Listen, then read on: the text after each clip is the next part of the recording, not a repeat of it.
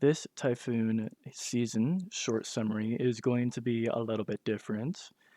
I am going to be calling this one a debrief because 7 out of the 9 typhoons that I mention from this video will be getting their own videos. So it is a very short summary of each one of those. This season, the 64 West Pacific season, is the most active tropical storm season to have ever happened ever to this day as of me recording this. It has not been topped. Just by the sheer amount of tracks and the sheer amount of storms down here at the bottom, this is pretty obvious.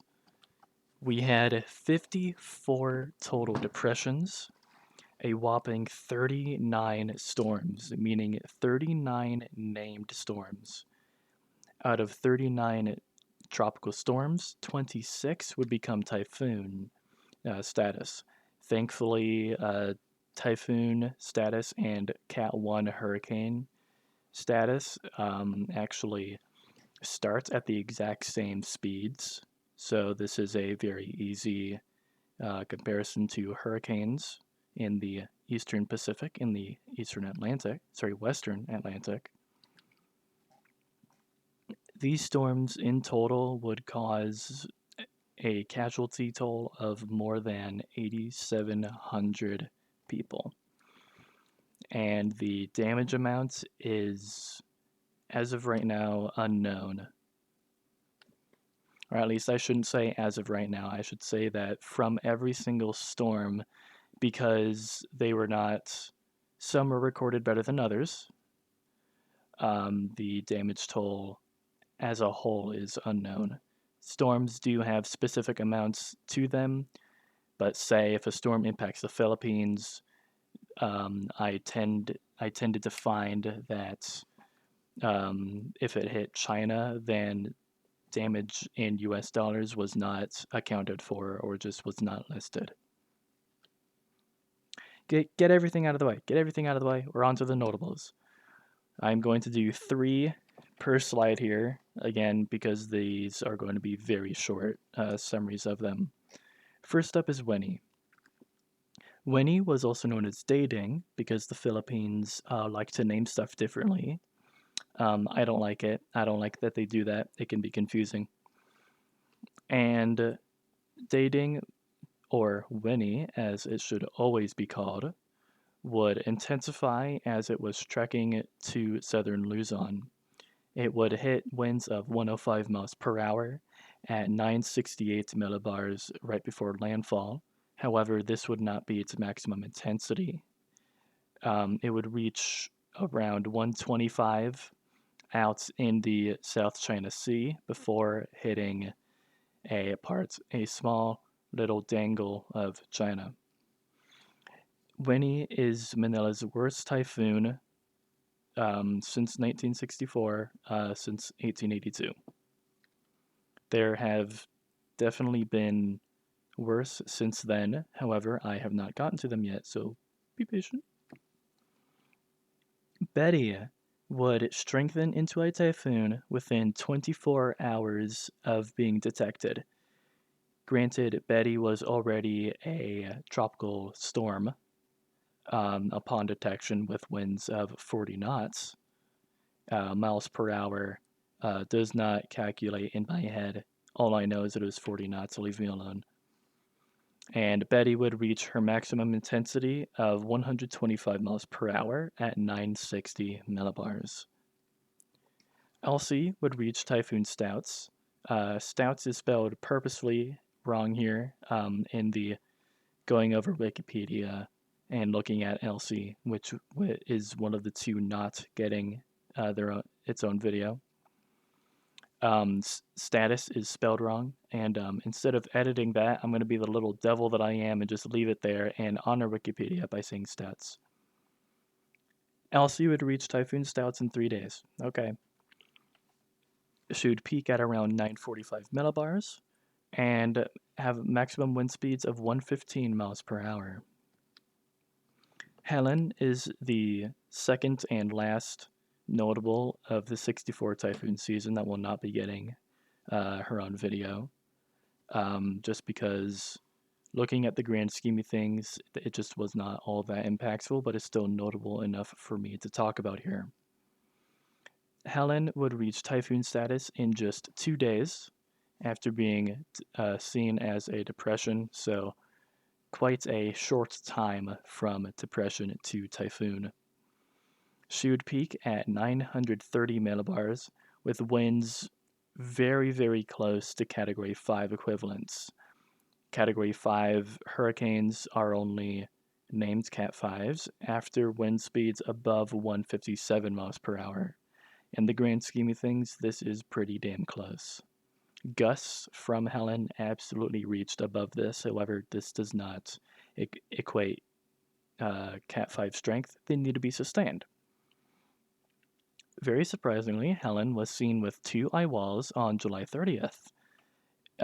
Two eye walls is not that rare, but is still not a common sight.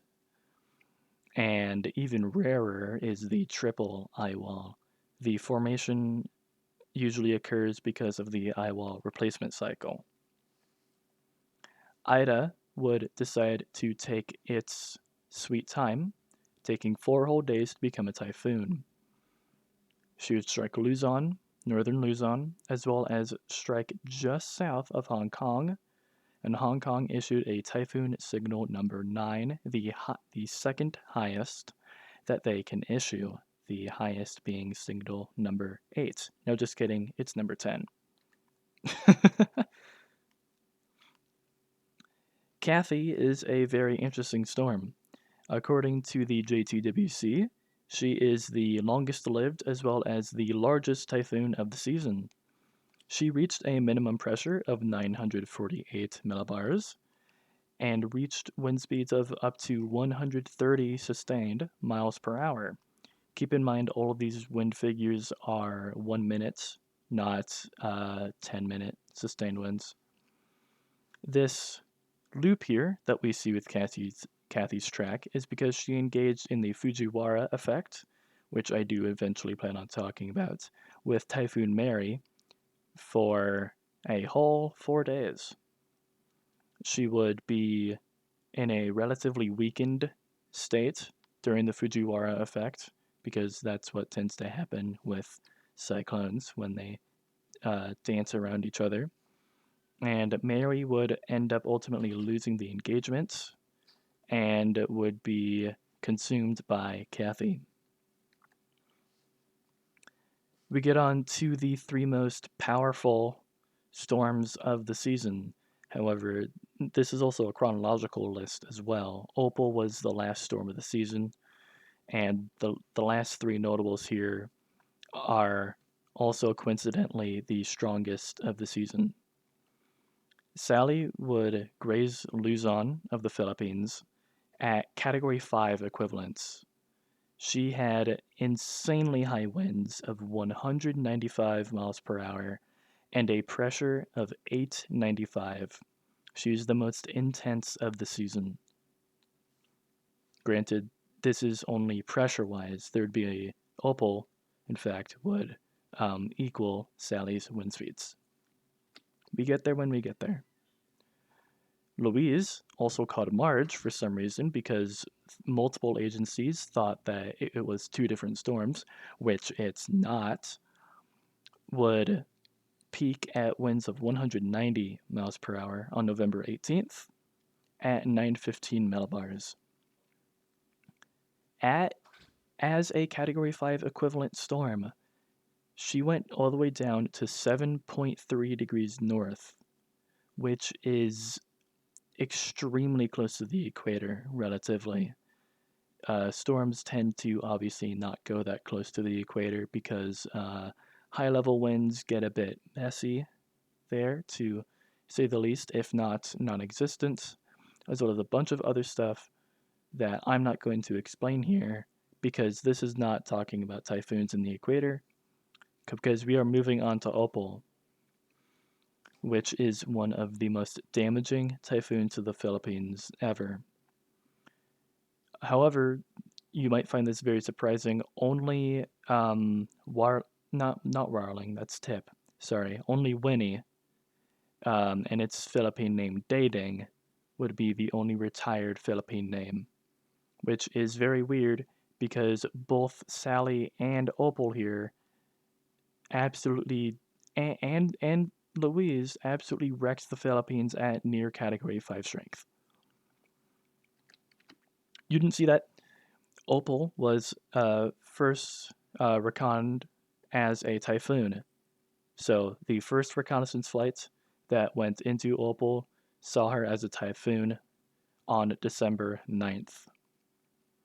So these two blue dots, which signify storm and depression, are backtracks. Opal would peak at 195 miles per hour at 900 millibars. Again, these three are incredibly intense. And I'll go into more detail about 7 out of 9 of these in future videos, which I've already in the process of making, so don't worry. That's right, I've already in the process of making them. This season is absolutely insane, like I mentioned at the very beginning, and it is a record holder to this day. Again, the most active and most intense season globally ever. Yes, global climate change is causing some stronger storms. However, other factors can contribute much more to a very potent tropical storm season. Just barely higher than average water temperatures is not going to do it. However, some other things, such as polar troughs interfering and messing with disturbances, is how a fair few of these storms are created. And from then on, it was just nature taking its course. There were some other factors that, if you do definitely want to get into, I recommend looking up the 64 typhoon season and reading a little bit more in depth about it, about why it was so intense in the Wikipedia article, which is very well detailed. Sally and Opal were and are the most intense of the season and among the most intense tropical storms ever recorded. There are very few that beat Sally and Opal, and there are a relatively fair bit that do tie. Again, the winds of 195 miles per hour are relatively hard to beat or even achieve. Typhoon Betty was one of two to hit Shanghai. Betty would not ever make landfall on Shanghai, but Shanghai would definitely get some big impacts as Betty got very close to the coast of Shanghai. Again, this season is the most intense at 26 whole typhoons. Whole ass typhoons, yo. Now, let's take a look at the Eastern Pacific, sorry, and the Western Atlantic, the second and third most active tropical cyclone producers in the world. The East Pacific has a record of 16 hurricanes ever produced in one season. This was done in 1990, 1992, 2014, and 2015. The Atlantic has ever had a maximum of 15 hurricanes in one season, and this was done in 2005.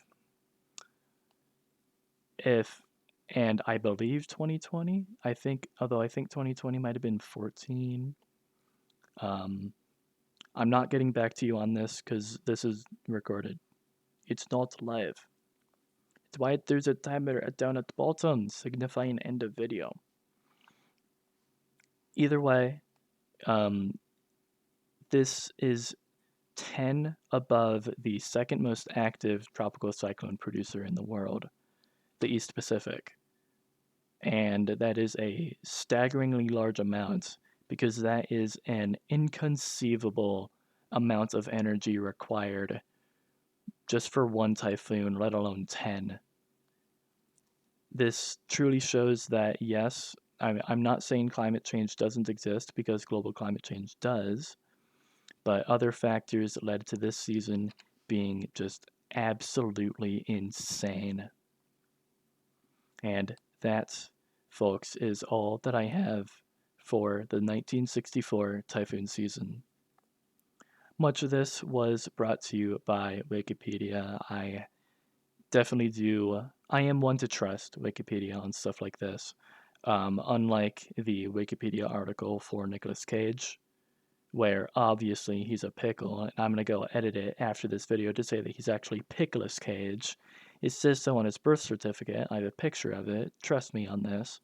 My source is the birth certificate, which I totally didn't make up. I would never do that. I hope you all learned something from this video. That is, of course, the point of them. And I will see you in the next one. Thank you so much for watching.